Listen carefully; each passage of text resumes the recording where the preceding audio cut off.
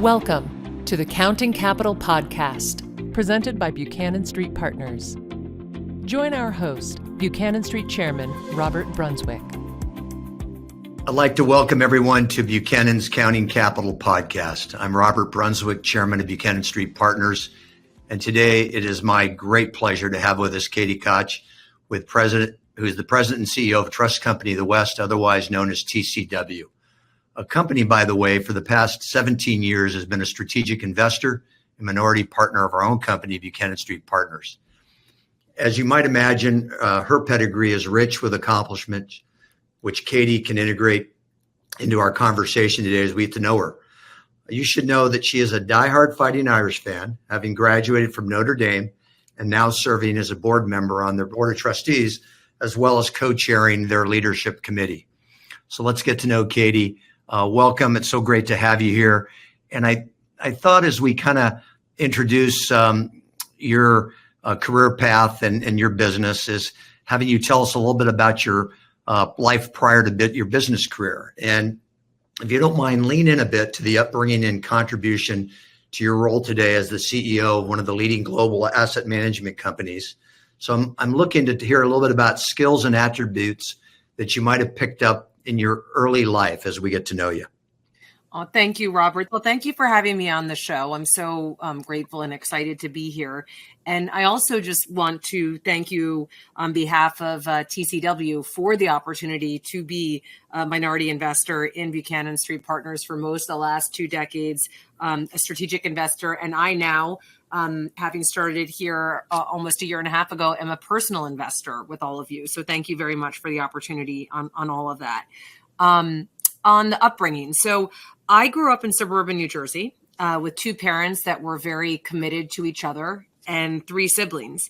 And I would say that I had a very privileged background relative to most of the country and the world. And so I got one of the most important things in life, which was a world-class education that I think was really helpful for setting me up for success. I also had parents that instilled values in me very deliberately that I think have really contributed to whatever modicum of success that I've achieved. So I'll tick through those quickly. First, I had a father, unfortunately, who I lost too young when he was 65, but he was one of my best friends. And he was always pushing me on this concept, which I've taken forward with me, of doing the right thing. And so he would say to us a lot, we do the right thing in this family, not the expedient thing, not the popular thing, not the easy thing. We do the right thing. And it's a very simple mantra, but actually life gets very complicated and running a business gets very complicated. And so I think it's really important to have these clear North Stars to which to orient yourself and to make decisions on behalf of yourself, your family, and your employees. And so I'm very grateful to him for that. I also had my mom as a big influence in my life, who continues to be one of my best friends. And what she would always push me on whenever I was making a decision was this concept of what would you do and what decision would you make if you knew you wouldn't fail? And she really understood me well as a person. And she understood, especially when I was younger, that I had an orientation towards high achievement. I was a very earnest student and wanted to really be great at school and all the other activities I undertook. And that's great to be highly motivated, but I also was very risk averse. And so she noticed that and she wanted to build that confidence in me. And so she gave me that very useful framework for making decisions. And if I hadn't had that as an example, I probably wouldn't have taken the leap to leave Goldman Sachs and go run TCW. But I did ask myself, which of these decisions would I make if I knew I wouldn't fail? And I had the support of my mom, my family, and that really helped build my confidence to do that. And then just final thing I want to mention, because it's something my husband and I are spending a lot of time on. We both had parents that really gave us agency, which I think is the greatest gift you can give any child. And what I mean by that is that we had to advocate for ourselves. And our parents didn't try and protect us from daily friction and struggles. And I've already said and acknowledged I had a very privileged upbringing. But even in the context of that, you can allow your child to have friction, struggles, and failure. And I think my parents were pretty deliberate about making sure we did that. If we had an issue with a friend, we needed to address that ourselves. If there was a challenge at school, we would have to go in with my parents to talk to the teacher. They're very small examples, but they did make sure that we were engaged in all of that. And I would say, like, recently, just end with the last example, I moved out from New York to LA, which maybe we'll talk more about later. And my mom came out to help us with the move, and my daughter just joined a soccer team. And my mom and me and my husband went to go watch her play soccer. And I had all this emotion with me because I had taken her from New York and moved her to LA. And now she's on a new soccer team. She scored a goal, which is great. And then she got put in as goalie. And I think they might have scored 5 goals on her. Hopefully she'll never listen to this, in a matter of a couple of minutes. And kind of by the time it got to the 3rd goal, I wanted to get off the bench and do what a lot of parents might want to do, which was just to take her out of the game, because I didn't want to put her in that situation and make her feel how terrible she must have been feeling. And my mom actually physically restrained me back onto the bench and just said, let it play itself out. And so the game ended. We get in the car. My daughter's in the back seat crying. I was in the front seat crying. She couldn't see me. And you know what happened is we got home and she stopped crying and we had a fine evening, and she went to bed and she woke up the next day and she was fine. And she had that little struggle and that little bit of failure, and we were able to talk about it, and she was able to get out there again and try, and she got better through the season. And it was I'm happy my mom was there, because she reminded me about the importance of putting, allowing these small failures, allowing these small frictions, because that's what's going to build up the big reserve of resilience. And it turns out that life is really hard, and leadership is really hard, and running a company is really hard. And so you have to have gone through all these micro failures and this long path of building resilience, I think, to have the big success that people want to have in life. Well, a great kickoff to our discussion today. And no doubt Dad would be amazingly proud. And Mom, what good guidance and encouraging you to take risk. And your risk have certainly paid off for you in your career path. And maybe we start with the first job. I mean, if I'm not mistaken, right out of Notre Dame, you started at Goldman Sachs, where you spent 20 years. So I think a perspective, as we think of the iconic Goldman Sachs, perspective of that journey from a new hire at GS to becoming a partner and CIO of its public equity business. My gosh, how did that happen in 20 years? And what was that experience like? Well, thank you for the compliment in that question. And one thing I want to stress, particularly for younger people that may be listening to this, is that I did not have my whole life planned out. I was a literature major for most of my time at Notre Dame, which we can revisit, because I think in the end, that was one of my biggest competitive advantages, being classically trained in literature. But I really didn't know a lot about business. And I ended up with a summer internship quite accidentally at Goldman. It's a little bit harder to do now, but 20 plus years ago, when I was at Notre Dame, it was easier to have an accidental internship, I'd say. So I actually just went with a friend to the job fair back when they had those. And I had to kill some time waiting for them before lunch. And I asked the person, so like, what's the best company to work for in business? For little I knew about it. My parents weren't in finance either. And my friend said, well, what kind? And I said, maybe investing, because I had heard my parents talk about that. And finance. And they said, oh, Goldman Sachs. And long story short, I went to that table and met someone there. And I had some interesting things on my resume, and I was very fortunate to have earned good grades, et cetera. And because I knew how to communicate, I kind of talked myself into an internship there. And when I showed up for the internship, as everyone listening to this would expect, I was not very good at my job. So I didn't know a lot about finance, but I did have a work ethic, and I knew how to ask, decent questions, and I worked really hard, and I had a successful internship, and I was asked to come back. But for the very early part of my career, to state the obvious, I had a massive knowledge deficit versus other people who were much more classically trained in finance, which is what we were doing every day. But over time, I was able to teach myself a lot of the basic financial info, and had other people that were willing to invest in me to do that. And what I had in spades was this work ethic and ability to communicate. And I was able to come up over that knowledge deficit over time. And that really drove me to be excellent. And I would say the experience of going to this big company and being, the least capable person, I really think I probably was in that internship class. And then finding a way to get the full-time job, and then finding a way to really ingratiate myself with the team actually built my confidence that I could try new things. And so while I stayed at the same company for 20 years, I was the most likely person to put up my hand and try something new because that had worked out for me. And then that led me to be able to move around and run a number of different businesses while I was there. I will say that being at one company for 20 years is really, as you know, very unusual now. And so sometimes people say, why would you do that? Did you ever get bored? Well, of course, I never got bored because Goldman Sachs is an extraordinary company and it's very meritocratic. So as long as I was proving myself, there was no limit to the opportunities that they would give me. And what I found out is that when you stay at an organization for a long period of time, I'm a big fan of it if it's the right organization, because you compound the knowledge, you compound the relationship, you learn how to move around with agility, you build this extraordinary network that's valuable both inside and when you leave. And it worked out well for me. And I'm very grateful to Goldman Sachs. And one thing that I accumulated over 20 years was unbelievable training as an executive, because you learn how to manage people, problems, and process at enormous scale. And that combined with the network was just an extraordinary gift that I'll be grateful for the rest of my life that I had the opportunity to earn as an employee of Goldman and ultimately a partner of Goldman. Well, my gosh, what a foundation and a career foundation. And I like the way you shared so many aspects of that.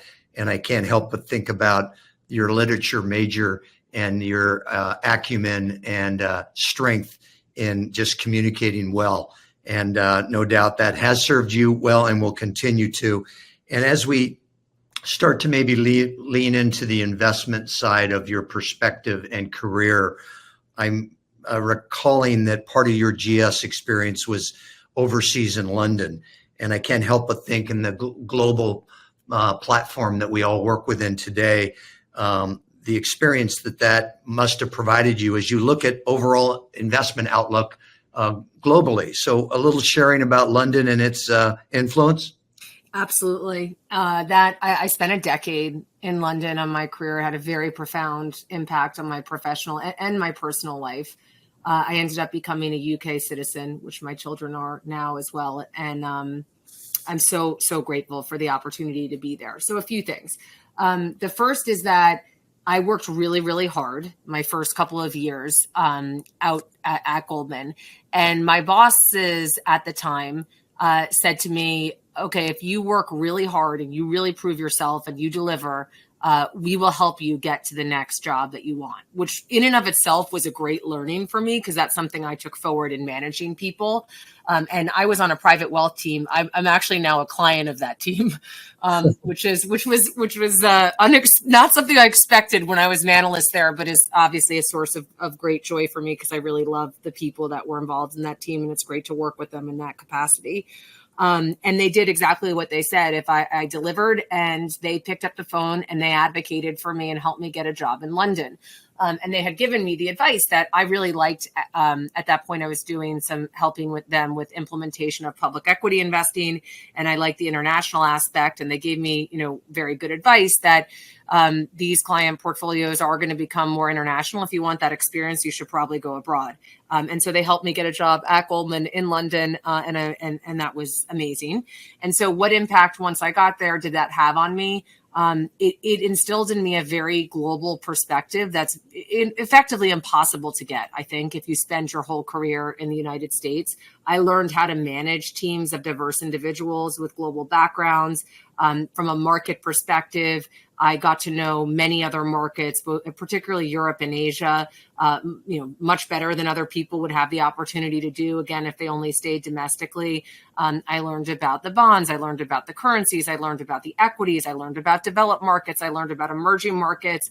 I learned how to think about global investing effectively, and why that might play a relevant role in client portfolios. So I learned about the managing people from a global perspective, and I learned about, obviously, the investing from a global perspective. On a practical level, I'm going to say last thing about Goldman, and then I'm going to end with something personal. The other interesting thing is it's not the home office, if you will, or the main office for Goldman, which is really in New York. And that ended up actually being an advantage too, which people might not expect, but it's less crowded, the London office than the New York office. Huh. All that means is that I got the chance to go meet with companies and also to meet with clients much earlier than I probably would have in New York, just because there was less people around. So that was my main competitive advantage early in my career. It was less crowded and less people around. So if they needed someone to do something, like, I just got more chances to do it. And this at this point, I was in the asset management division. And a lot of life, as you know, is just reps. And it turns out that in that office, I was able to get a lot of reps on the management of people. And as I said, the meeting of the companies and the meeting of the clients. And I think that helped me get better earlier. And then on a personal level, I just want to say my husband went to West Point, and he was stationed in Germany. And he did a number of deployments out of Germany. But I met him while I was abroad, actually at a party in Frankfurt. And clearly, I'm very grateful to have met him, my life partner, while I was there.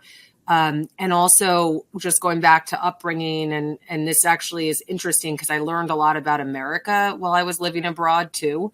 And what I mean by that is that every other weekend, after I met my husband, I spent on a U.S. military base, actually. Oh, wow. While I was living abroad in Germany. My first date was on the Ramstad Air Force Base at the Chili's. Oh, wow. Which we still go to, actually, for our anniversary. But then I just spent a lot of time on a military base. I'll just end with a story, which is that I remember one time we were going to host a dinner party, and we were at the PX, which is the grocery store on the base. And it was very crowded, and it was probably 5:00. And I made this comment to my husband, "Oh my gosh, does everybody have to shop at the same exact hour on the same exact day?" Because it was so crowded. And he said to me, "This is payday. So this is when people do their grocery shopping." Oh, yeah. Which, as I said, wasn't the type of, that was not something. I was so fortunate. I didn't have to wait for payday when I was growing up with my family to do grocery shopping. And that is actually how most of America lives. And certainly how most of our armed forces live. And that was a very grounding moment for me. And I think you can get really distracted in this industry, and your values can get very offsides. And I'm really grateful to my husband that I think helped that not happen for me. And certainly his military service was a very grounding event for both of us, but for me in particular. Well, a great story and perspective of life experience and the overseas experience, as I was kind of looking on that question. And as we maybe think about Goldman Sachs, you're at the top of 90 of everyone's career list. You're a partner there, but it wasn't enough in some regards. It's now time to heed mom's advice and take on a new challenge and be okay failing if that's what happens, and pursue an opportunity with a company like TCW to lead it and to take a hold of that organization, a 50-year-old organization, by the way, and maybe influence culture. So share a little bit about why you made that move. So, I just, for really quick recap, I spent the 20 years at Goldman, became a partner, ran a couple of different businesses, the multi-asset business, then the broad public equities platform, which is a $300 billion platform across fundamental investing, quantitative investing, and alternatives. And I loved it. And I was having a great time there, and I had incredible sponsorship and an incredible platform. I was very, very happy. I did have this opportunity come along to lead TCW, and I did take that opportunity, and I'm very grateful for that. So now, why did I make the move? I knew I loved asset management very much. And I really wanted to try and do it in a different setting. Well, first of all, to have the opportunity to lead a company was really a dream for me because I love to lead teams, build cultures, build businesses. And obviously the CEO job gives you the chance to do that. And then on the different setting point, I had only worked at a bank-owned asset manager. And so I wanted to have the opportunity to be at a company that was in the monoline business of asset management and also one that was privately held with high levels of employee ownership with good strategic partners. And that was really motivating for me just to do it in that setting. And then, of course, TCW has an incredible history, which you're familiar with. And so the chance to take that history and build something from it was just an extraordinary opportunity and very motivating for me. And I took the leap to lead TCW, and I'm very happy that I did. Yeah. So as you looked at that opportunity and that leap, as you said, what did you view going in as some of your biggest challenges and opportunities in making that switch and taking that leadership role? So first, just on TCW, this is we just for everyone's background, we manage about 200 billion of client assets globally, largely across private and public credit. And we also have a fantastic public equity business. So that's the platform. And a lot has to go right to get from $0 to $200 billion to make it 50 years and to stay as an independent company. So a big part of the challenge is just preserving all the incredible things that have gotten TCW from A to B, and then figure out which aspects you need to evolve. That's kind of the framework I would use to think about it. Yep. For people's understanding on TCW's history, I think it's worth, because I think we have a lot of West Coast listeners on this, the founder of TCW, who I think you know, right, Robert? It was another Robert Day. I think you have met him and know him. Yes. And passed, yeah. Yeah, he passed away, unfortunately. I did have the chance to meet him before he passed away, which I'm very grateful that I had the opportunity to do that. And one of his family members still works with us and is a senior investor on one of our teams. And on the history of TCW, it was, as I mentioned, founded 50 years ago by Robert Day. Robert Day is a scion of the Koch family, which his grandfather established Superior Oil, which was the largest independent oil and gas company until it was sold to Mobil in 1984. So it's pretty incredible that he was from this family and then started a whole nother business in a totally different industry. That went on to be TCW. And as I said, I got to meet him. I'm glad I had the chance to do that. And at that lunch, we just talked about this, how amazing it was that he established this company that's grown to be global across asset classes, $200 billion, and now has, a woman from Goldman Sachs who has the opportunity to be the CEO. So that was a really special that we were able to connect with each other. And that is the history. And so much of that I really want to preserve. And so you asked about the challenges. I need to make sure that we remain investment led. That we do this in a private setting, that we have meaningful levels of employee ownership, because that's been so important to the success that we've had so far. I also want to preserve our storied history in disciplined security selection and a large value orientation across the platform, particularly in fixed income. Those are all the things to preserve. At the same time, as you know, any company needs to think about how they're going to set themselves up for the future. And the industry is evolving. And so there are some things that we will evolve on the platform too. We're going to need to we're an early entrant to credit alternatives and private credit, but we will need to do more in that space to maintain our relevance to the borrower and to the client. So that's part of what we'll work on over the next decade. We also need to push to become more global in the way that we invest and also with our client base. So we're very focused on that. And I would say that we need to evolve even just the way that we meet clients. And what I mean by that is obviously alternatives is part of it, but also vehicles. And so, I don't want to get too specific on this podcast, but the mutual fund 100 last week, actually, which was an incredible creation to bring wealth creation to the masses in the U.S. And we're still believers in the mutual fund. But as an example, we made a small acquisition last summer to give ourselves the ability to do manufacturing and distribution of exchange traded funds. So we can take liquid markets and bring them to our clients in a way that has, transparency, liquidity, tax considerations as more optimal. And so we'll stick with the mutual funds, but we have offered, converted, and will offer more ETFs. And then, of course, we are going to continue to grow our alternatives platform, as mentioned.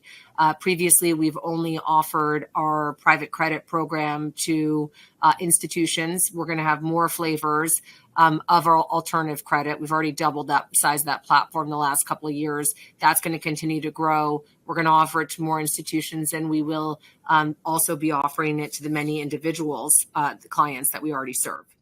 Well, I think a great kind of overview of the reason you maybe took the challenge on and the opportunity that you see at TCW.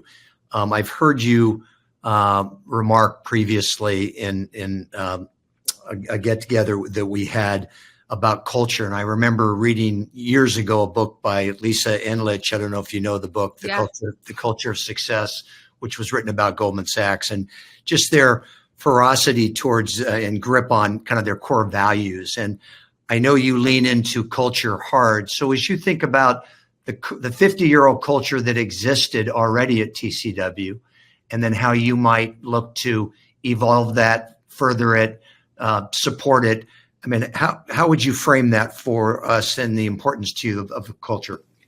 So there's, as you identified, there was an extraordinary investment culture in place already when I came to TCW, and I want to preserve that clearly, and we will preserve that around disciplined security selection and again value orientation. Being a liquidity provider in both public and private credit markets has served our clients very well, and we're going to continue to do that. We also are all working together on pushing our, agreed culture around humility, which is, not saying, gee shucks, I don't know what's going to happen next, but actually it's this concept of delighting in the things that you don't know, being intellectually curious and having an openness to learning from others. Collaboration, which is about breaking down silos to get to the right answer for our clients. And then finally, just respecting diversity of opinion, which is not about getting lost in a dystopian DEI dialogue at all. It's just about the acknowledgement that we are in the business of active management. It requires variant perspectives. And so, we want to have a group of people with healthy tension of different perspectives, and that will drive better outcomes. So that's a culture that was here and one that we're going to continue to lean into as a group that we've all underwritten together. You mentioned Goldman Sachs, and of course, as you go through life, you want to take the best aspects of any experience or organization that you worked at and apply it to the next thing that you're going to do. And if I had to pick two things that I really admired about Goldman Sachs that I would bring to TCW, one is that I think they're pretty good, probably because of the partnership culture that you referenced, of breaking down silos and using the intergalactic balance sheet and global talent pool to really try and get to the right answer and right solution for clients. And so, as I mentioned, that's already something that that is something that I want us to continue to do at TCW, is to look across these verticals to capture investment insights for clients and build solutions, for example, across public and private markets. So you'll hear more from us on that in the future. And then the second and that's again in the interest of serving our clients. So just one thing to insert here is that public equity markets have been massively disrupted over the last 20 years by private markets. We have 50% less public listed companies in the U.S. now that we had 20 years ago, and that number should be multiple higher if it tracked GDP. So that's just what happened. And as a result, there is space and there is a need to reflect some of the private equity markets in client portfolios in the right vehicles, sized appropriately, et cetera. And we're just in the very early stages of that happening in fixed income. I believe that liquidity and liquid fixed income exposure is going to continue to be very important to clients. And they are going to want to have an active exposure in that core liquid fixed income bucket. And it's ridiculous to think that that would ever get fully supplanted by private markets. And it shouldn't be, it won't be, and it shouldn't be. But it is also true that borrowers or corporates do want to look for solutions both in the public CUSIP market as well as the private market. And we just need to stay at the leading edge of that, whether it's in corporate credit or whether it's in securitized. And we've done private securitized in the form of private mortgages for a quarter century. There's more we'll do in that space, and we're going to continue to add talent to make sure we stay on the leading edge of that for clients. And in the private corporate markets, as mentioned, we've done private credit for about a quarter century. And we're going to continue to invest in that capability and bring it to individual clients. Sorry, go ahead, Robert. Yeah, I was just going to say, you're giving the listenership a great dive into just the financial markets and the phraseology of so many of the things that you're doing. As I kind of think about TCW and I think about a standard portfolio construction, long kind of fixed income, equities historically. But today the whole push seems to be, as in the market has looked for yield, although fixed income is providing some handsome yields today. TCW has really been known as a fixed income shop. And I think about what you're doing to kind of move more to alts as they're demanded by most investors today, especially the more sophisticated one and institutional ones. So I think you alluded to that as both an opportunity, but maybe a challenge given the historic pedigree of TCW. So color for us the importance of alts and how you really push that within culture and just your product line.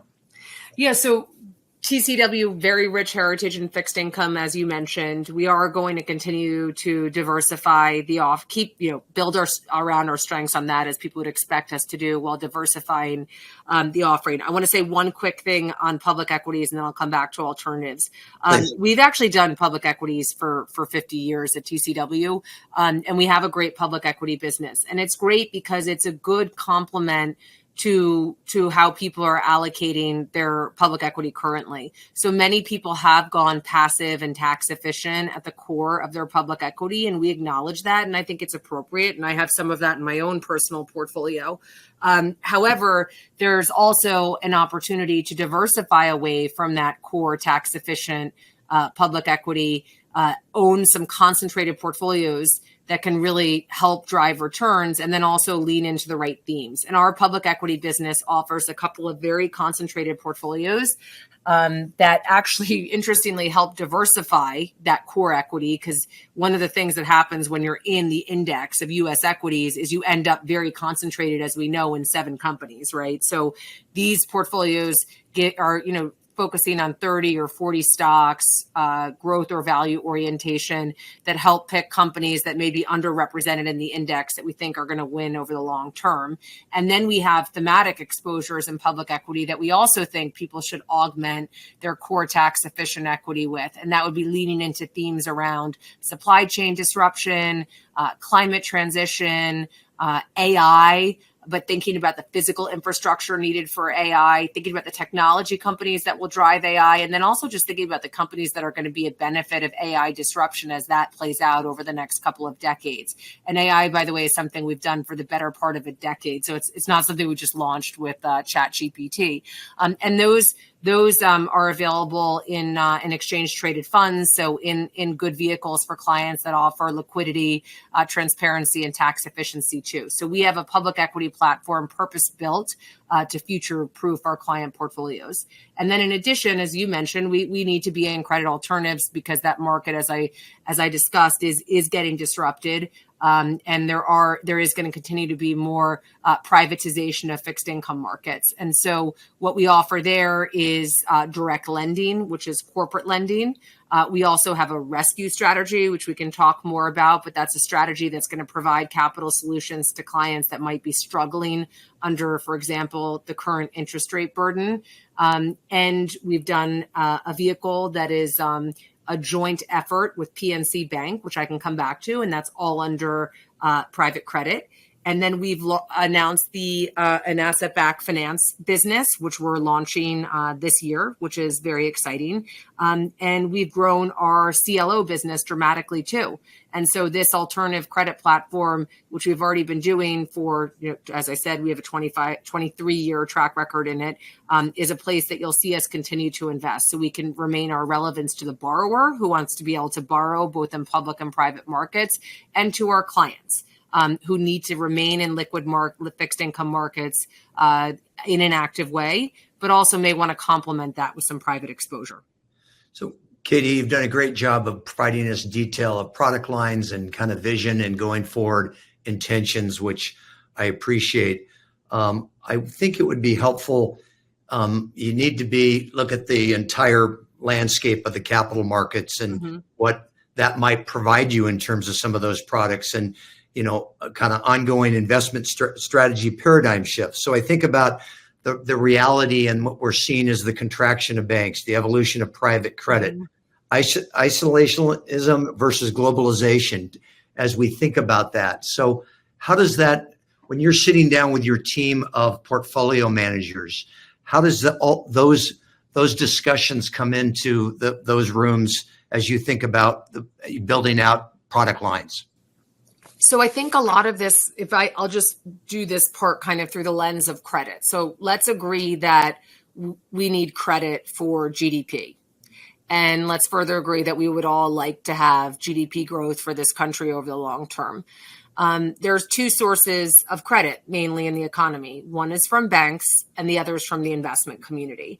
And what's happening with banks, and I don't want to make it a political debate, I'm just reporting the news here, that we continue to put out regulations from a crisis that happened about 15 years ago. And those regulations on the banks are meaning, putting this super simply, they need to lend less. So they may be able to originate loans, but they can't warehouse them in the same way as they previously could because of capital regulations on the balance sheet of those banks. And that is effectively why why private credit has grown so much, because the only other solution for ensuring that the lending comes through the system is for investor capital to provide some of this lending. So it's probably an oversimplified version, but when everyone talks about the banks retreating, that's what's happening. I'm sure it wasn't the intention of the regulators to supercharge the private credit markets, but that's effectively what's happened. And I think that I think there'll continue to be a really important need for the investment community to provide that type of lending through private credit managers. I also think that there will be some accidents. And the reason I think that is that as the asset class has grown exponentially and a lot of new entrants have come in, lending has been done in a way sometimes without diligence, sometimes without covenants. And we know that bad loans are made during good times. A lot of money was deployed over the last couple of years. And so there will be accidents and there'll be differentiators between great private credit managers and maybe ones that are less successful. That was not really something we had to focus on when rates were zero. But as more money has been deployed and as money is now not free, we are going to see some of that differentiation. And so people should be vigilant to that. The only other point I want to make on that and the growth of private credit and what's kind of interesting to watch is that actually, despite the fact that rates have gone up a lot, defaults for private credit actually have gone down year to date, which is pretty, that should cause people to scratch their heads. Because a lot of these capital structures were put in place with an expectation that rates would remain at zero, and they haven't. So what's happening here? What is happening is that amendments in private credit were 3 to 4x the normal amount that they are usually last year, which is what this concept of amend and pretend, just to give companies a little bit of extension. And that will go on for some period of time, but not indefinitely. And so I would say that defaults have not, permanently gone down. They've just been delayed. And so we need to expect, whether or not we get a recession, that we are going to have a rise in defaults because of the interest rate burden, which is difficult for many of these companies to continue to have. So pulling that together, I think there's going to be a continued long-term secular opportunity in private credit, partially driven by some of the regulation on banks. And I think manager selection is going to actually really matter in this asset class for the first time, as we're going to see a spike in defaults. And the final comment I just wanted to make, which is relevant to TCW, it was announced in the news that we've done a partnership with PNC Bank. And this is this whole concept that, at its simplest form, banks are long origination, right? No one can originate in like a middle market American bank, but perhaps shorter on lending capital because of regulations. And then you have private credit managers who have capital to put to work because their clients want to be involved in those markets, but many of them would benefit from additional origination. And that's why you're seeing some banks and private credit managers come together. We're really proud to have announced this partnership with PNC Bank, which is, of course, one of the leading financial institutions in the U.S., and it is the number 4 middle market lender. And our partnership is unique because of 3 reasons. 1, both parties are actually committing capital. 2, we're both committing people because we have a shared credit culture, which is very conservative.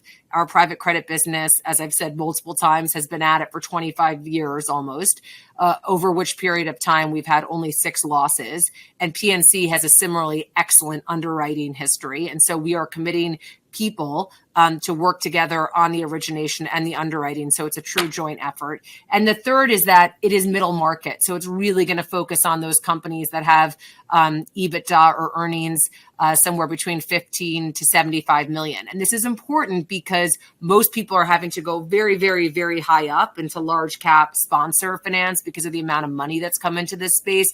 But we're going to stay very disciplined in middle market. And so we're really excited about that partnership. And that's a great example of how banks and private credit managers can work together to get the financing out that the U.S. real economy obviously needs.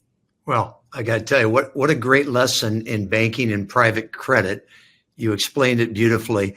And I, too, agree that the logical partnership of banks and private credit managers makes sense allows the banks to stay doing what they do well, continue to have those customer relationships, but kind of align with the private credit, the strengths of private credit and the financial latitudes of. And Robert, one thing I just want to add to that, like with any partnership, it's helpful if you have a working history together, like the one that we have. So I do want to just point out, as it relates to TCW and PNC, this is not, accidental. We've actually worked together for 15 years.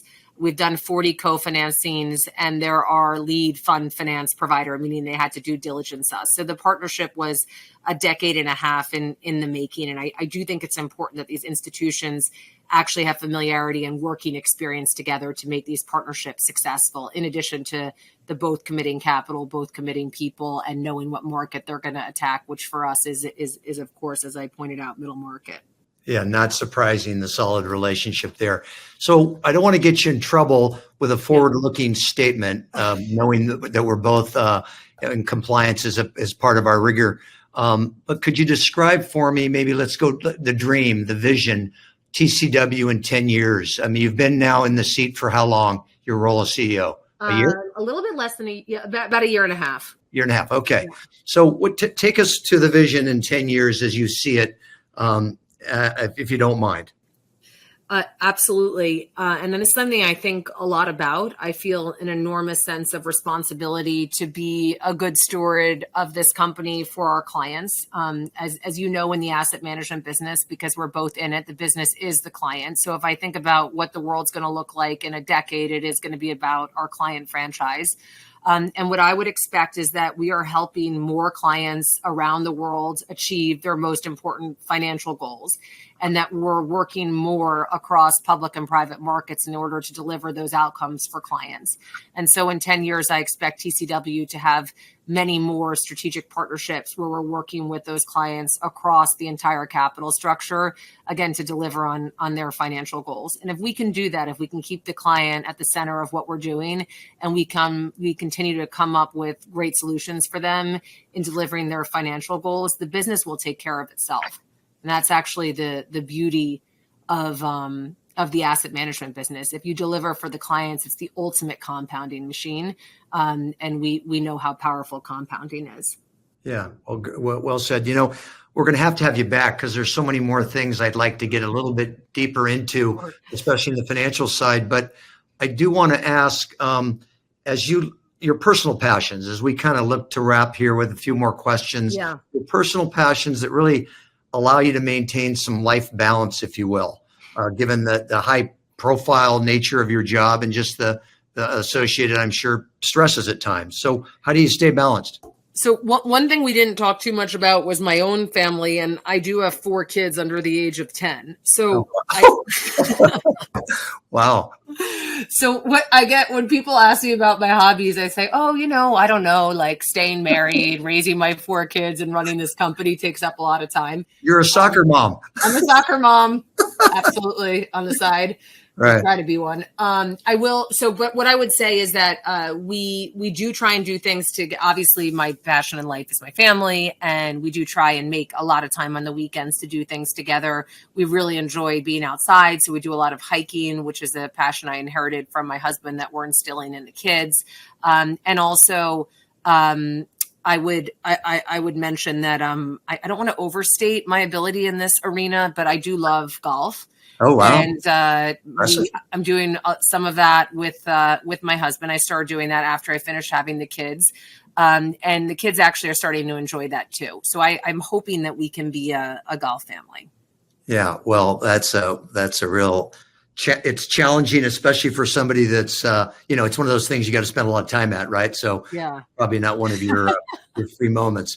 But no one wants my handicap to be that good, or else they'll know I'm not spending enough time running this company. So I aspire to be an average golfer and an excellent CEO. That's well said. So you've been an East Coast person. You're now living on the West Coast. I mean, from a work and professional standpoint, what's that change like? What's it like for your family? How do you like the West Coast? I'm so happy that we moved to LA, and for a whole number of reasons, but I know we're running out of time, so I'll make it short. The main one is, the weather is excellent. Building a new, I'm a relationship person, so just having a new network, and you included, and so many other people that I've been able to meet on the West Coast has been a real joy in my life. And I think it's been good for the kids. Going back to that topic of resilience, while I was very fearful and had a lot of guilt over the move at first, because this is a job I wanted, not one that they wanted, but they had to come along for it. I think it's really helped build a reserve of resilience for them and making new friends and being at a new school. And I just want to end by saying my kids attend St. Matthew's and Pacific Palisades, and I can't say enough incredible things about that community and the families, and really the moms in particular that have been so supportive of me and my family and helping me figure out how to navigate all of this. So that's been it's been amazing, actually. Well, one last question, if you don't mind. I mentioned earlier we have a young listenership and a growing group of lifelong learners. And I'm curious how you might advise folks, a young person looking to access and build their career in today's financial industry sector. What are some takeaways that you might provide for them? My number one advice, and the things I say to my kids when I drop them off at school in the morning, is to learn how to ask good questions. I think AI and technology can disrupt a lot of things, but humans that are able to, I think, read widely, know how to write, know how to communicate, and related to all of that, ask great questions, are set up for tremendous success, I think, academically and also in their career. And I would combine that with relentlessness, just never giving up, and being able to push through. And if you can combine those two things, I think you're set up for tremendous success. Well, Katie, you certainly did not disappoint today. I mean, what great content. In particular, I think about do the right thing, not the expedient thing, the whole concept of gift of agency and resiliency. I like the culture of humility, diversity of opinion, and collaboration that you're building and furthering at TCW. Just first rate. I have no doubt that our listenership received tremendous take-home value. And as we like to say at our Accounting Capital podcast, some good learning. So there's more we could cover about the investment side that you so detailed. But so we'll have to have you back as your schedule permits. But thank you for your time today. We very much appreciate it. It was a lot of fun, Robert. I appreciate you.